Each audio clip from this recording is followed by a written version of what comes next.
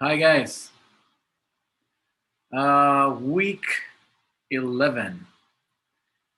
How is everybody doing? I hope you're doing great. I hope you had a great weekend. I have my notes right here. I'm gonna do what I usually do.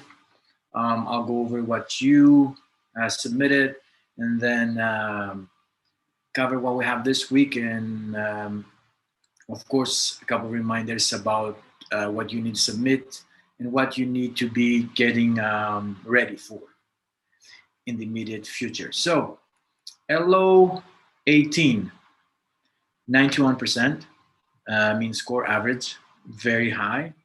Very happy about it. And LO 19, 87%. I don't have any specific items to address. As you can see, on average, you're doing very well. Okay, and I really like that. This week we're not gonna have office hours because it's still advising week and it's kind of crazy. What I want to talk about today before we cover chapters 20 and 21 is about your FLO, and then I'm going to go ahead and switch to our Moodle site. All right, so as you can see here,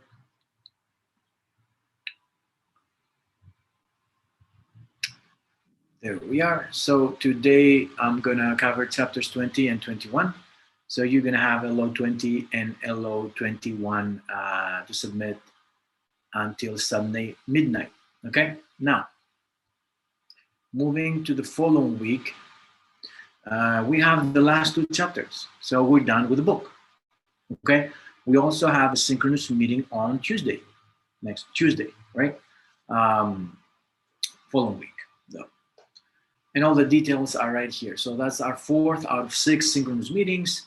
And I'm gonna guesstimate that we're gonna talk about your first draft because here it is. So it's 2 weeks out from your first draft. You need to be working hard, okay? You need to ask me questions if you may have, and I'll help as much as I can. Again, we're on the same team, but you have to meet me halfway, okay? 2 weeks out from your first draft, that's really important. Do not miss the opportunity to get feedback and extra credit, but mainly feedback. So the more you work now, the less you're gonna work for draft 2 and for your final draft. Okay, so we are pretty close. We're in the 3rd part of our semester, and now it's time, to really and intentionally try to finish strong. Okay, so that's what I want to talk about this today. I remind you again, of course, LO 1, LO 20, LO 21, but you have like on a parallel kind of effort, you have to be working on your draft. Okay? If you have questions, let me know. But this is the time. Okay? If you haven't started, you need to start right now. Okay? 2 weeks out. I said it. Now it's on you. All right. Let's start with our first chapter for today. If I find it. Come on, Andreas, you can do it. I know, it's Monday. All right. Share screen. There it is. Now I can see it. Okay, so exciting times. You have done your research and you are writing the manuscript, right? So that's where we are, meaning that we have done all the right column here. We've done the analysis, laboratory and statistical, and now we're here, manuscript preparation. Exciting times. So that's what we're going to cover today. Some terminology for you and nothing too fancy, but we're going to cover everything as we go. Okay, now, why do we publish? That's a big question. So for many reasons. But one very important thing that we need to do as researchers, as scientists, is to disseminate. And it's unethical if we know something and we don't share with the public. How can we share with the public? So we figure out this method, which is the peer-reviewed method. Is it perfect? No, far from perfect, but it's the best we have so far. Okay, so through this method, we go, as you will see, if you don't already know, um, a lot of, we'll have to go through a lot of steps until potentially publish something and make it known to everybody. So there's a specific way that scientific knowledge has to go through until it gets out. So there are some people, the gatekeepers of knowledge, all right? And these people are in scientific journals. So they're editors, the reviewers, senior editors, section editors, and they have to evaluate our work. There are peers, peer review, and they have to evaluate our work so it gets out or not. Okay, so we need to publish. It's unethical if we don't publish, but not everything should be published. Okay, so that's a very basic intro for this chapter. One thing that you need to remember is preparation. Okay, so yeah, you do the lit review and you have specific research questions and hypotheses, as you can see. But at the back of your head, you have a team, not a team. A team was always there, but you have a specific general you're aiming for because you know their goals and you're writing towards that or another one. So you have a couple of journals in the back of your head where you want to publish for whatever reasons, which we'll talk about them later on.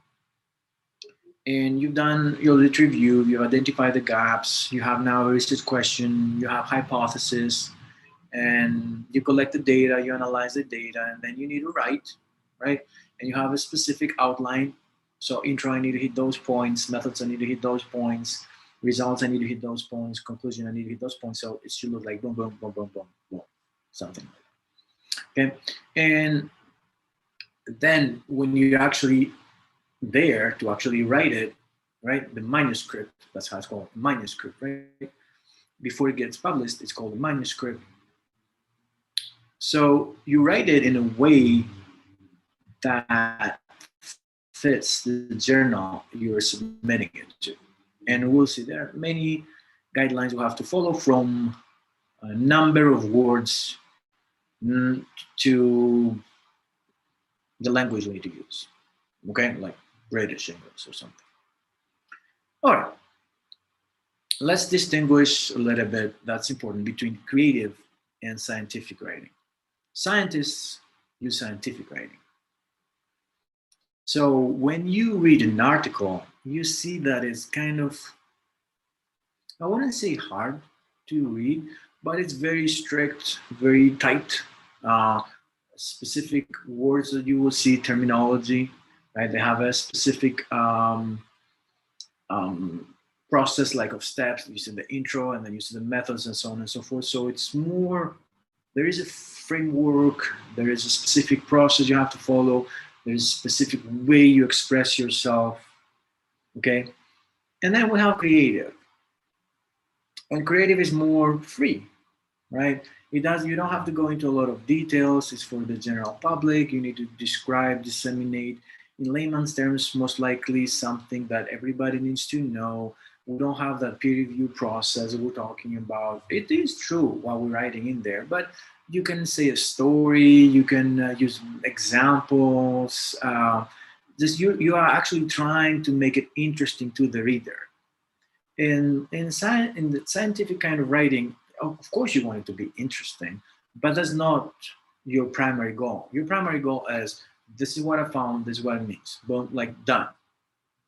So you're trying to write something that stands and it's airtight and there is scientific evidence behind it for everything. Each and every word you put in there, right? So it's more impersonal. and it's for a specific kind of audience, less people. Now, these people are definitely more interested. That's what they're doing. They're gonna try to look for your article. In the creative, you're just reaching out to more people. So you're trying to make it more interesting, so more people are getting, start reading it and actually read the whole thing. You put illustrations, figures, colors. It's more creative way. So, for example, I intentionally have started writing on Medium, right? Medium. So if you haven't been using it, it's a great Medium. Sorry, it's a great app, right? Where people are writing, and there are a lot of people from the scientific community writing there. And I've been doing it lately and creating figures and trying to explain things and reach out to more people, the general public, because it takes a lot of work. And in order to simplify something, of course, you have to have a deep knowledge, right? In order to say it in a way that is easily digestible. So I put in a lot of work to do that, but I do believe in that, the dissemination of results. It's like if I find something or if I know something that is helpful to the general public, it is one of my obligations, ethical obligations, to communicate that with everybody. Because a lot of times you'll see that who's reading those articles? Does that information really come all the way down to the general public? Not so much. And so something that we do believe that needs to reach the general public and in a timely manner, we can use that creative writing, right? That is based on scientific evidence, but it's more loose. And again, easier to digest. So that was about it. I think I spent enough time on this. I think it's clear. If not, let me know. All right. As I said, a scientific manuscript has specific blocks of information, right? We'll have a title, usually an abstract, maybe after the abstract, some keywords. And then there's the intro. Sometimes you have to put that headline, sometimes not. You just read it. And then there's methods, results, discussion, or conclusion. And then the references. We could have at the end other stuff again as appendices, but that's the main idea, okay? Title, and this has to do a little bit, not a little bit, a lot with your proposal as well. And on average, I'm making a lot of corrections on the title. A lot of times I say too general, too short. I will let you use a lot of words, but when you're submitting a manuscript, usually they may say 15 words is the limit, or this many characters is the limit. But for you, you can use as many words as you want. Sometimes it's one sentence, sometimes it's two sentences, divided, not divided, separated by a semicolon or something. We'll figure it out as we go together. Just make sure, don't use abbreviations. So unless something is very well known, like NCAA, okay, you say space and most people would know what NCAA stands for. But you need to, by reading your title, I need to grasp as much information as possible about the rest of it. It shouldn't be, you shouldn't be missing important parts, but also you shouldn't be misleading, okay? Abstract, again, depends on the journal. It can be very long. It may have headings, it may not have headings, again, based on the journal. The main idea behind it is you have put there the most important parts of the intro, of the methods, of the results, and of the discussion. So if I read it, it can really represent the whole article, and I can really make a decision if I want to read the whole thing or not. We'll see, and I will mention it right now. Sometimes articles are not open source, so we cannot read the whole thing. We can only read abstracts unless we pay for an article or our institution is paying so we can access the whole thing. So by reading the abstract, I need to make sure, should I just go ahead and pay for that whole thing, may not, or request it from the library? Is it even close to what I'm looking for? Is it interesting? Is it not? Is it appropriate? So writing an abstract is a skill. Not, some people cannot describe the most important points using not a lot of words. Let me put it that way. So it's a skill. And sometimes, it's, you have that limit of 200 words and you're at 225 and you spend like 2 hours trying to figure out how you can just take those, from where would you take those 25 words out in order to submit something that's according to their guidelines. All right, introduction. What are we saying in the introduction? A lot of times we say we use the funnel approach, right? And the funnel approach is you start with something more general and you bring it home and then all the way to the research question and the hypothesis. Now, you need to tell us what we know. You need to tell us what we don't know. And then make a case for your research question. So you will start saying, we already know, blah, blah, blah, this is important, blah, blah, blah. However, this is not known, whatever. Therefore, the purpose of this study is to investigate, explore, whatever, this. Our hypotheses are 1, 2, 3, whatever. So we need, the introduction, I usually say, is, to make it more digestible, is the why, right? So if we go back here, the introduction should be the why. You have to explain to me why you're doing what you're doing. The methods will be the how you're doing it, right? The results will be the what you found, and the discussion will be, what does it mean? Okay, so here you need to explain why do you want to do this? So the intro is going to be very important for your project. You need to tell us what we know. You need to tell us what we don't know, so as to make a case for your RQ, the research question. Okay? Methods. Methods, now you will talk about the participants. You will talk about the procedure. You will talk about the instruments you will use. Psychological questionnaires, scales, blood, whatever you're going to use to measure whatever you want to measure.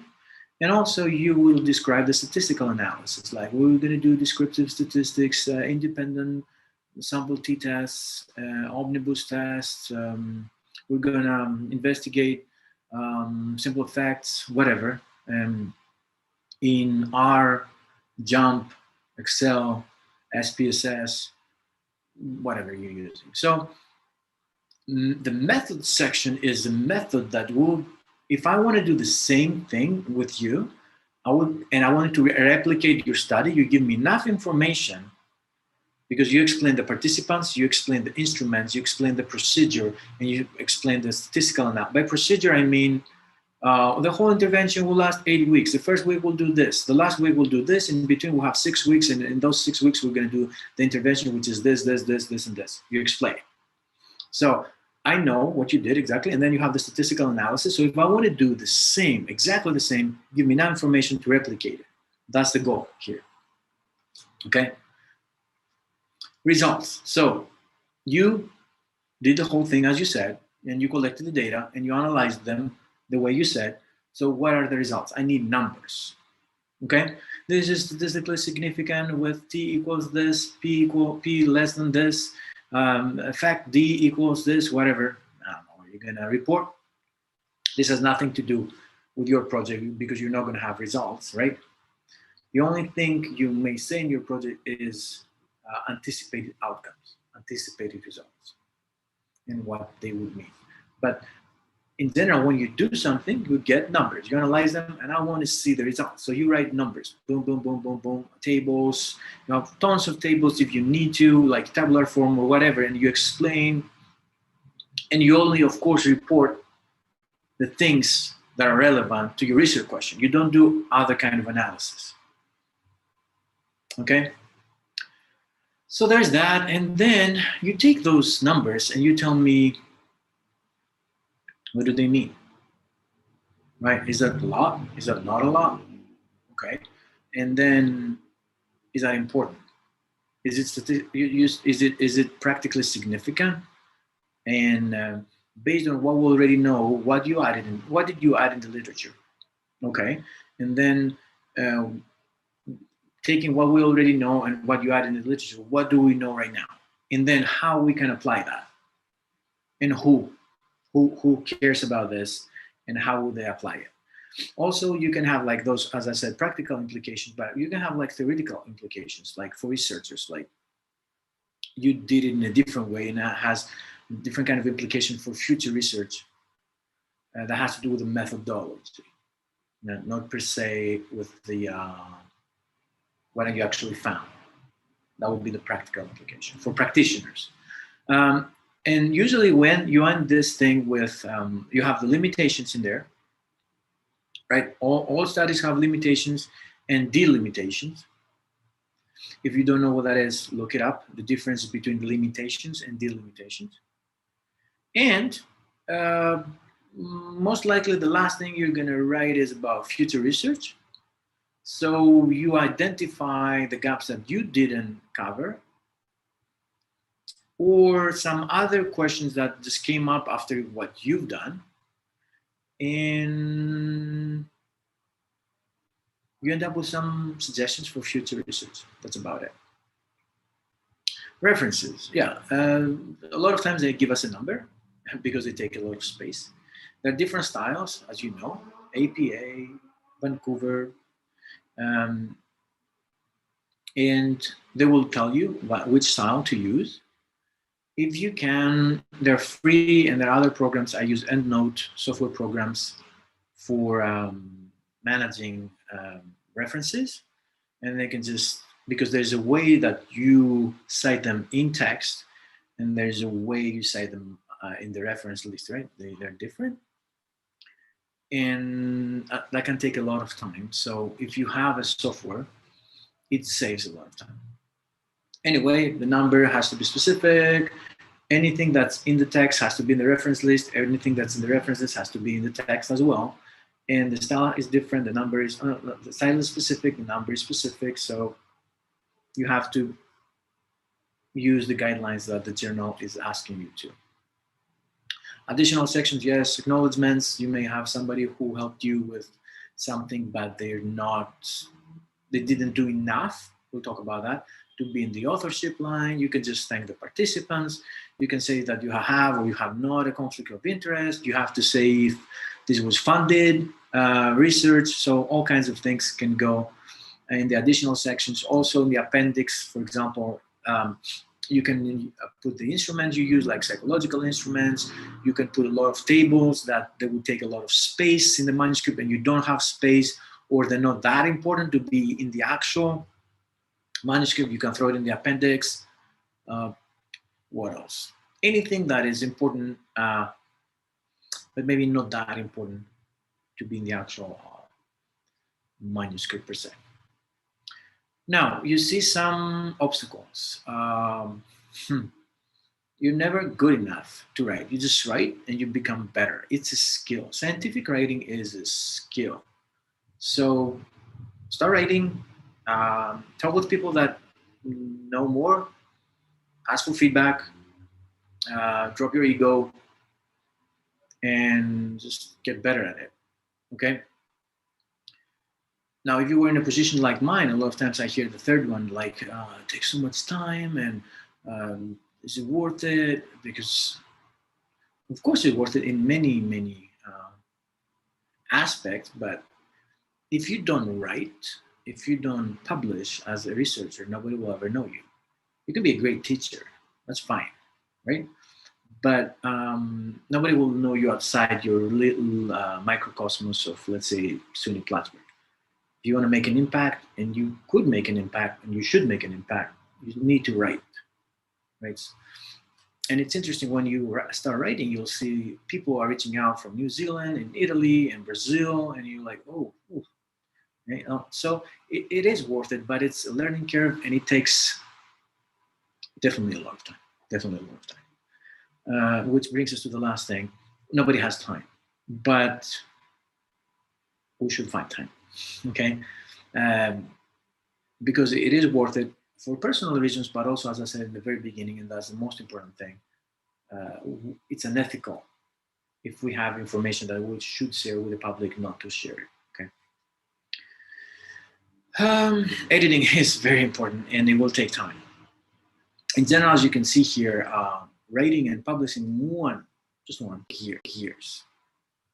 Now I'll give you a timeline in a little bit, but that's just generic. It can take years from thinking about the idea, getting approval to do it, actually doing it, analyzing the data, writing the manuscript, sending it to journals, getting it back again and back and again until you publish something or not. Because you can do the whole thing and then it just gets rejected again and again and again. Okay. So we don't do strong statements. We keep it airtight. We don't have really long sentences. We try to stay in our lane in a way. Scientific writing is, of course, punctuation, syntax, grammar, very important, but we don't unnecessarily expand. We don't do like the fancy words. No, we use the terminology. We hit the points we want to hit, but without making bold statements, right? And we need to have flow while we're keeping it airtight. It has to be airtight because the reviewers, they're not that they hate you or me or anybody, but they need to go sentence by sentence in a way because they are the gatekeepers of knowledge. And they cannot let something out to the public that's not accurate, at least with what we knew at the point that they were reviewing it. Okay. International Committee of Medical Journal editors, and here it is a suggestion about who should be an author. Okay, how much work do you have to do to be in the authorship line?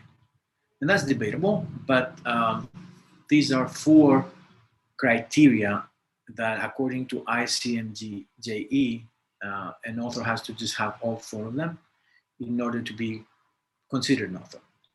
Otherwise, for example, if I just helped a little bit, I was in the lab and I did some, collecting some data about fat with the calipers, that doesn't make me necessarily somebody who has to go into the authorship line.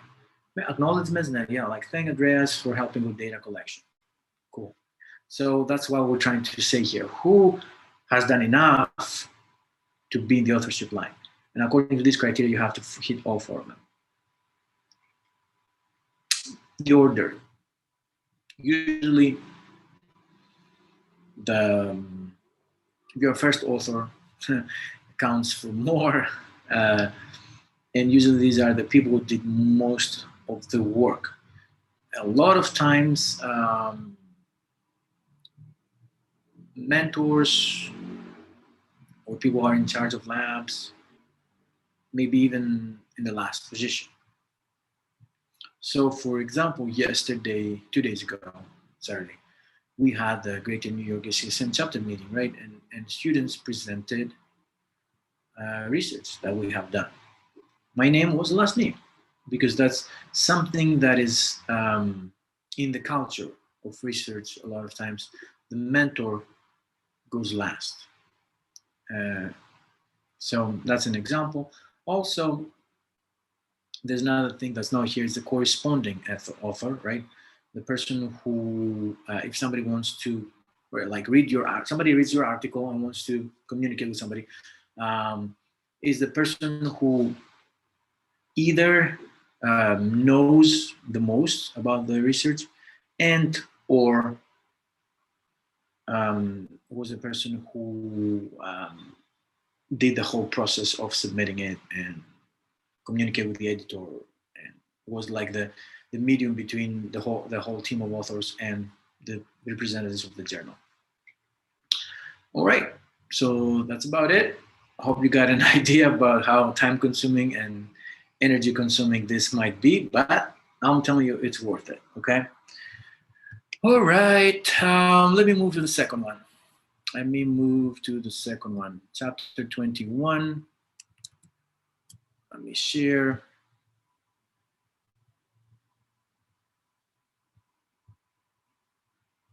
All right. And this chapter, of course, is a chapter that really relates to what we already talked.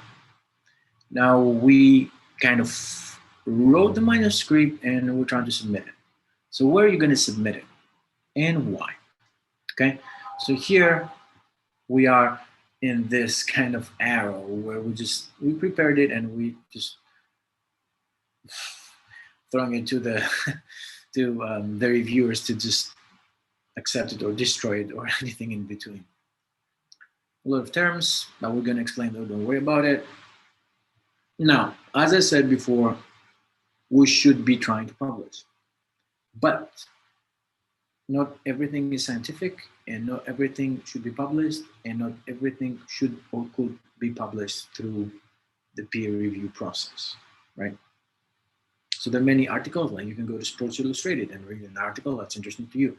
There's no science, there's no scientific writing. They may use some parts of science to make a case, but it wasn't peer reviewed, right? And it's that would be creative writing. So when you write a manuscript, you need to think, as a lot of times I say in class, like, who cares? Who would care and why, right? So is this important enough to be published? Do you actually say something? Do you prove something? And so it is the essence of what you're doing, but also the way it is presented, right? In order to make it publishable. And me, because I'm an editor as well in a journal, I sometimes I reject. I don't want to reject, but I reject, or my reviewers reject, right? Because I send it out to reviewers and I get their feedback, and then I need to make a decision. So in order to just break it down for you to understand a little bit, I will reject something that it has fatal flaws. And a fatal flaw to operational defining is something that you cannot change right now. Let's say, for example, you use the wrong instrument to collect the data that you said you're going to collect. So you're not collecting what you said you're going to collect. You're going to go back because it's done. So what are you doing? Right? It's just the whole thing is off. If something is not fatal, even let's say you did the wrong analysis, but you have the data to do the right analysis, I could give you another chance if I wanted to. But then it depends on, a lot of journals get a lot of submissions and they need to pick the ones that are of high quality, but also they have more impact. So high impact journals will try to publish high impact research. Okay, so sometimes I will talk about rejections in a little bit more about rejections in a little bit, but that's just a general idea to think as a writer, as an author, like, what am I trying to write, and would this be good enough to be published? Original investigation. Okay, some types of manuscripts. So original investigation is, we have, let's say, an investigation with some results that have never been published before. It can be observational, it can be experimental, whatever, but it's an original research. We'll have the data, and we just submitted this for the first time.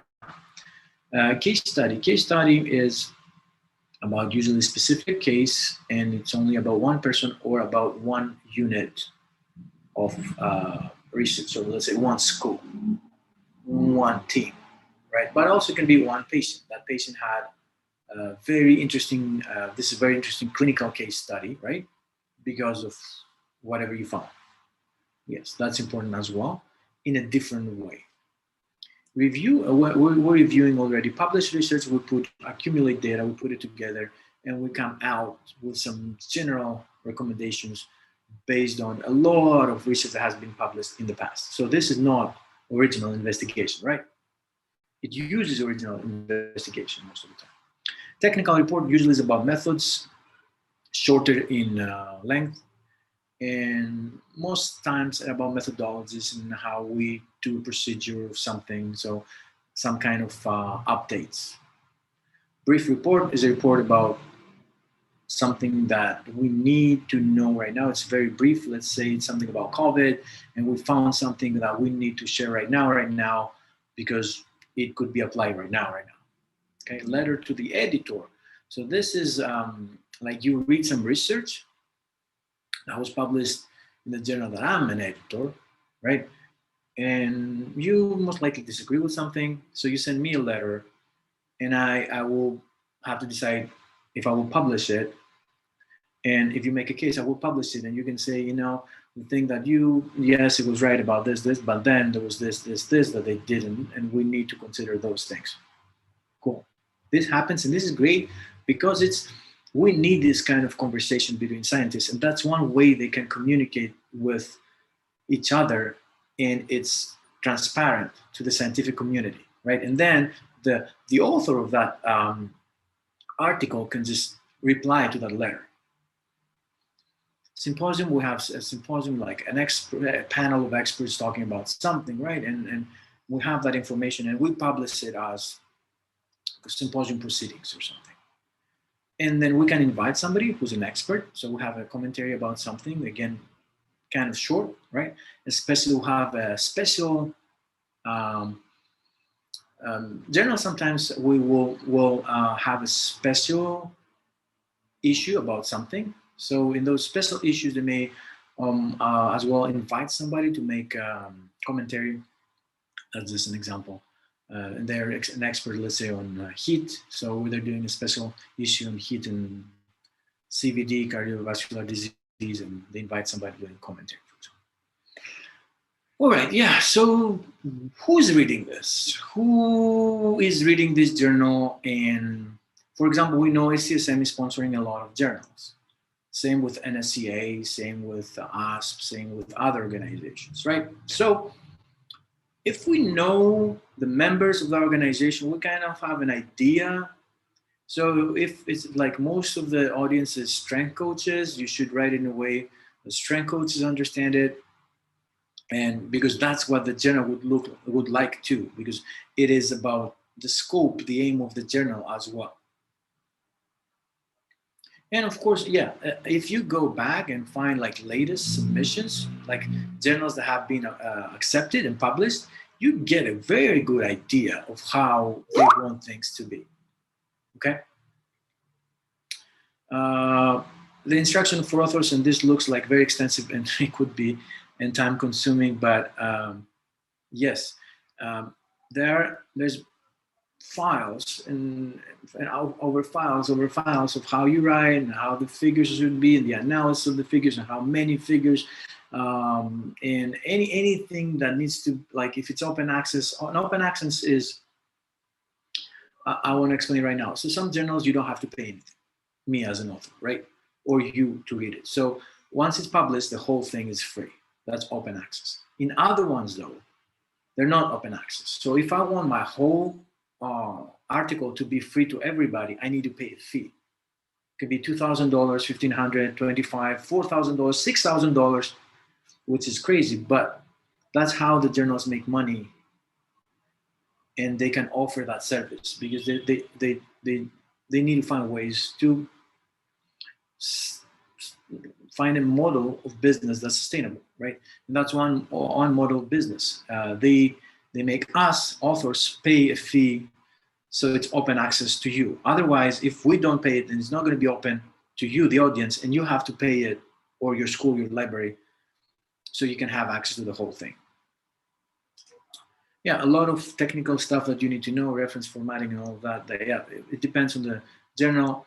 And if you publish in the same journal, that's kind of easier for you because you know what to expect. If you don't, it's very time consuming sometimes. Read the mission of the journal, make sure what you're writing has something that fits their mission. That will help. Because me as an editor, when I'm reading something, if it doesn't fit, I can reject it administratively.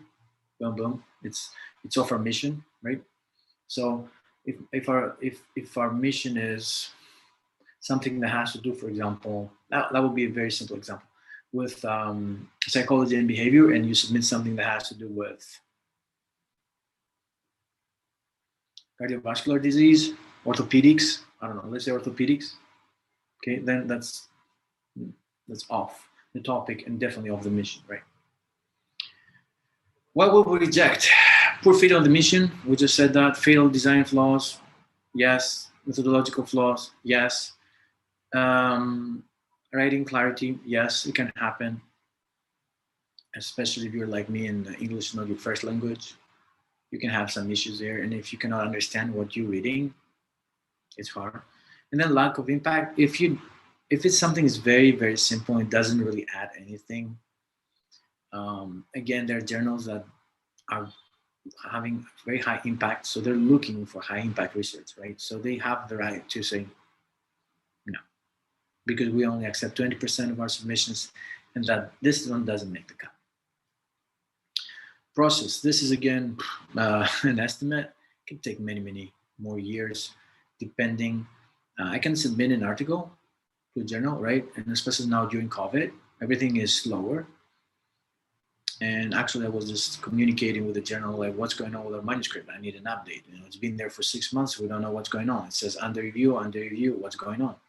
So it may be even hard to find reviewers to accept, right? It's not easy.